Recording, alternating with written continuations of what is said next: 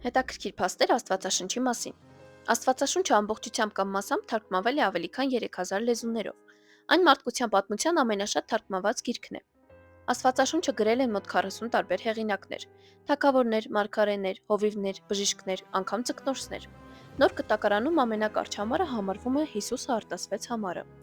Աշխարհում գոյություն ունի հատուկ կազմակերպություն վկաների ձայնը, որի նպատակը Աստվածաշնչի տարածումն է այնտեղ, որտեղ դա օրենքով արգելված է։ Նրա հիմնադիր Ռիչարդ Վուրմբրանդը Երկրորդ համաշխարհային պատերազմի ժամանակ փրկել է հրեա երեխաներին եւ քարոզել գերմանական կացարաններում, իսկ 1945-ից 47 թվականներին Եվրոպայում տարածել է ավելի քան 1 միլիոն ավետարաններ սովետական զինվորների շրջանում, գրքերը թաքցնելով որպես խորհրդային քարոզչություն։